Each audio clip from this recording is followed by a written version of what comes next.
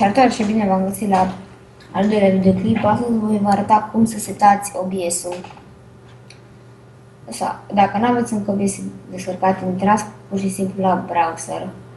Stai să vă arăt. Intrați la browser, intrați pe Google, sau dacă vă apare dumneavoastră de la Google-ul, trebuie download OBS. Intrați pe primul sau pe al doilea, depinde cum va de la dumneavoastră. Aici. Dați aici la OBS Studio, nu mai instalez încă o dată că l-am deja și o să vin aici sau ne apare aici jos în bară. Așa să ieșim aici. Bun, la setări. De la setări, pur și simplu. General nu vă interesează, codarea nu vă interesează, lăsați cum e aici la video. Faceți exact cum e aici, nu mai citesc încă o dată. Faceți așa. Aici depinde câte FPS-uri vreți. Eu filmez acum 60 de FPS-uri. Audio. În audio. Depinde cum aveți dumneavoastră microfonul, dacă sunteți de pe laptop, faceți de pe laptop. Puneți direct de pe microfon de la laptop.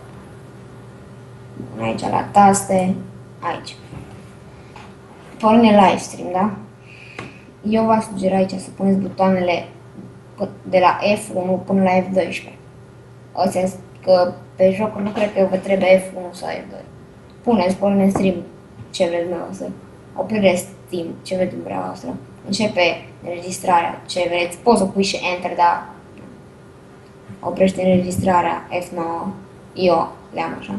Și atât. Nu mai vă interesează nimic de aici. Atât, astea sunt principale.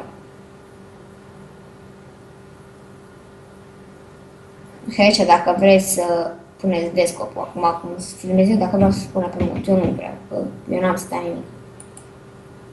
Așa, aici face exact cum am eu. Exact. Trebuie să vedeți neapărat și în setările calculatorului, dacă nu, poate puneți prea mare și când filmați să aveți un lag de... Nu poți să faci nimic. Așa, aici. Ce să mă gândesc? Stați. Aici tot așa nu vă interesează. Bun. Aici cam atât. Acum. Mult nu știu, nici eu nu știam la început, după ce am anunțat. Cum să puneți o sursă, că nu puteți, de exemplu, să puneți, eu cum am eu, am captură monitor. Dați aici adaugă, dați pe și dați aici captură monitor. E cel mai ok. Sau, depinde. Pe Minecraft, dacă filmați Minecraft. De exemplu, dacă eu pornesc, dacă opresc asta, da să vă arăt, nu se mai vede nimica.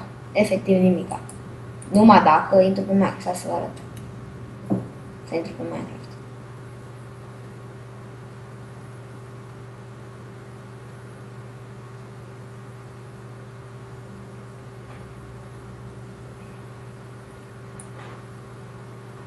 Așa, da, stați un pic, acum intră.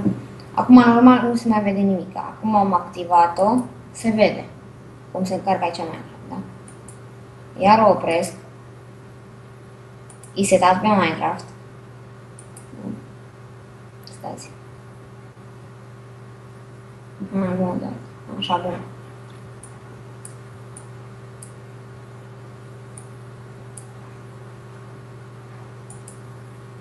Și vedeți, acum a apărut Minecraft-ul. Vedeți? Dacă acum face o nu știu ce.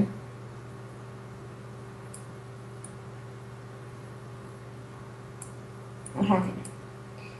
Dacă acum opresc Minecraft-ul, gata, nu mai se vede nimic. Dar cea mai bună captură monitor, adică Nu trebuie să mai stați, intrați pe ce vreți și nu mai așa. Dacă, de exemplu, vreți să adăugați, să zicem, poți să dați GTA 5. Dați adaugă, aici. Stați un pic.